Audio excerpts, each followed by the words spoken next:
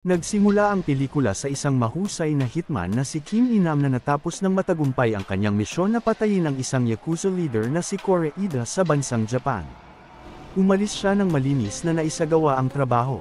Nakipagkita siya sa kanyang agent na si Shimaida at sinabing ito na ang huling misyon niya at pupunta na siya sa bansang Panama. Sa syudad naman ng bansang Thailand, namumuhay ng masaya ang mag-ina na So Young-ju at kanyang anak na si Yumin. Pero sa di inaasahan, si Yumin ay nakidnap. Sinundo ito ng kanyang yaya at isinakay sa ibang sasakyan. Pumunta si Young-ju sa police station para i-report ang nangyari at sa desperasyon ay humingi siya ng tulong kay Chun-soo na makausap si Inam na agad-agad tinanggihan nito. Makalipas ang ilang araw, nakatanggap ulit ng tawag si Inam na patay na si Young-ju. Dito pinakita ang kanilang alaala, silang dalawa pala ay magkasintahan at si Chun-soo ang dati niyang boss. Nagdesisyon siyang iwanan si Young-ju para sa kaligtasan nito dahil sa uri ng kanyang trabaho. Sa kasalukuyan, pumunta si Inam sa Thailand para makita ang mga labi ni Young-ju. Pinakita na may tahi ito sa katawan, tila ba ay kinuha ang organ nito. Kinausap din siya ni Chun-soo at ipinagtapat nito na anak niya si Yumin kay Young-ju, ang nakidnap na bata. Malaki ang pagsisisi niya dahil hindi niya tinanggap ang tawag nito, at dahil sa nawawala ang kanilang anak.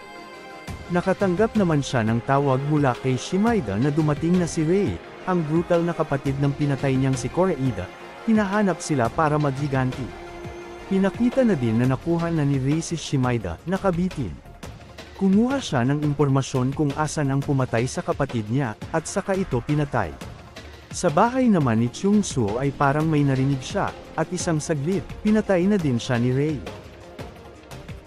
Nakita ni Rei ang mga litrato ni Chun-soo at Inam na magkasama pa dati sa trabaho at ang poster ng nawawalang bata at nagkaroon siya ng ideya na pumunta ng Thailand at doon huntingin si Inam.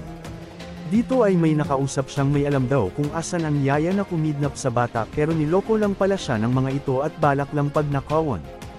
Hindi nila alam na si Rei ay bihasang mamamatay tao at walang awan niyang kinatay ang mga ito gamit lang ang isang kutsilyo.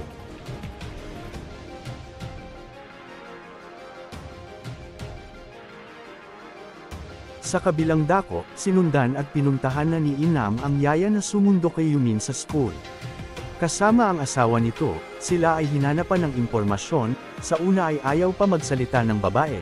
Pero nang puputulan na ni Inam ang daliri ng asawa niya ay agad-agad umamin ito. Sinabi nito na si Yumin pala ay binente sa isang sindikato na nagbebenta ng organ ng mga tao. Nakipagkita si Inam kay Yang Bae, isang dati niyang kasamahan para humingi ng tulong na hanapan siya ng assistant at ipinakilala nito si Yui, isang transgender para magpanggap na kasintahan niya at mag-aampon sila ng bata. Pumunta na sila sa lugar kung saan itinuro ng yaya, isang building at nagulat sila sa nakita nila, mga nakakulong na bata ang nandito. Kinausap nila ang isang bata doon, pinakita ang larawan ni Yumin at sinabi nito na nakita daw nila ito pero kinuha na daw. Maya-maya ay pumunta na ang mga tauhan sa building, nakatunog na nag-iimbestiga sila Inam, at nilabanan niya ito at pinatay. Nalaman nila na dinala si Yumin sa Langyao, probinsya sa Thailand para isagawa ang heart transplant. Pero may isa pa palang problema, dumating na si Rei, handa na siyang patayin. Dali-dali silang naglaban, nagpalitan ng galing sa pakikpagbuno gamit ang patalim at kamao.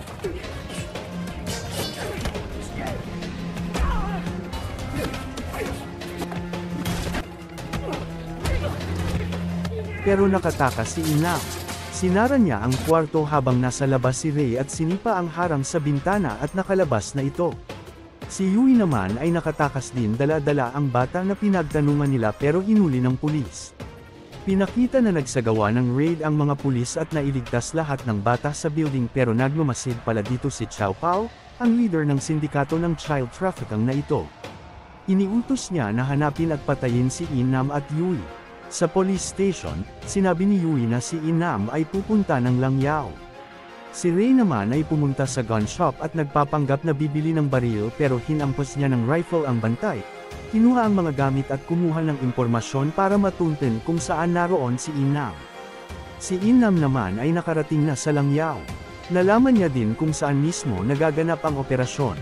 Sa wakas ay nakita niya na si Yumin sa kabilang building, pero kinuha ito ng miyembro ng sindikato at sinakay sa van, at hinabol niya ito. Habang nagaganap ang car chase, biglang sumulpot si Ray at pinagbabaril ang sasakyan ni Inam, pero nakatakas si Inam gawa ng pagdating ng mga pulis na nakipaglaban kay Ray. Si Ray mag-isa laban sa mga pulis. Naubusan na siya ng bala, kaya ang natitira niyang granada ay ibinato niya sa sasakyan niya na may iba pang granada at nagdulot ng malaking pagsabog. Si Inam naman ay natunto ng kinaroroonan ni Yumin, na nakahiga sa operating room. Agad-agad pinatay ni Inam ang mga doktor at iniligtas ang kanyang anak. Dinala niya ito sa isang apartment habang wala itong malay, inalagaan habang siya naman ay ginagamot ang sariling sugat.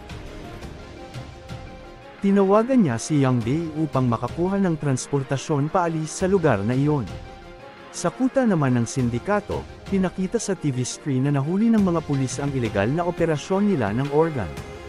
Dito pumasok si Ray na may mga pampasabog sa katawan pero kinausap siya ni Chow Pao at nagtulungan sila para mapatay si Inam.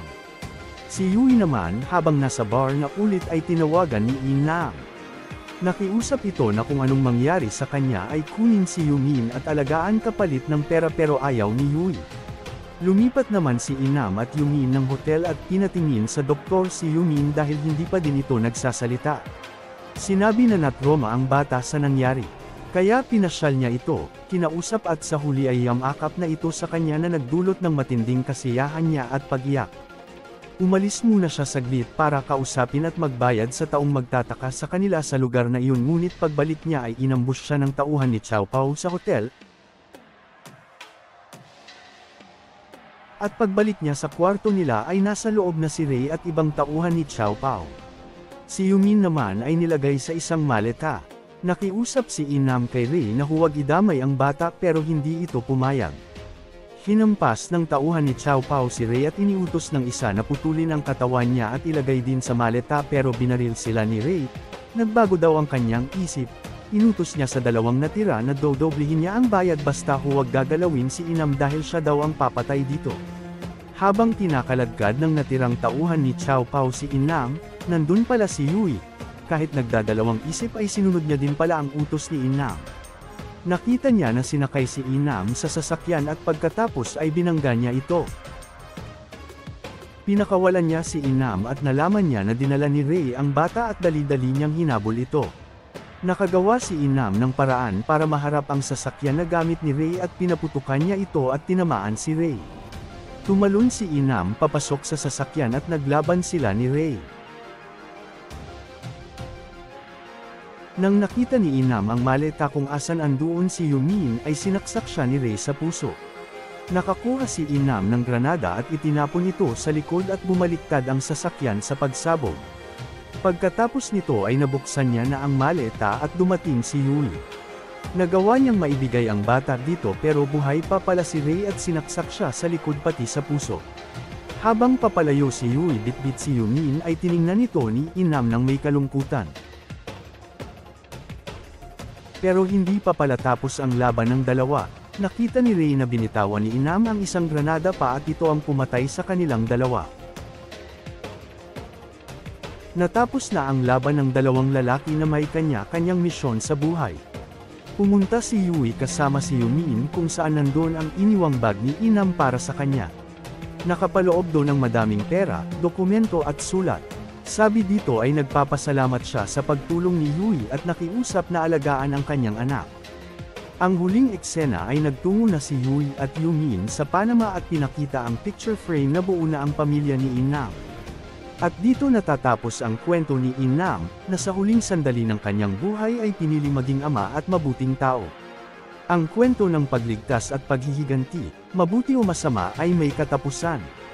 Kung nagustuhan nyo ang movie recap na ito ay huwag kalimutang mag-subscribe dito sa Movies Pinoy Recap. Palagi din mag-like at i-hit ang notification bell para walang mintis ang panunood nyo ng mga movie recap. Maraming salamat po.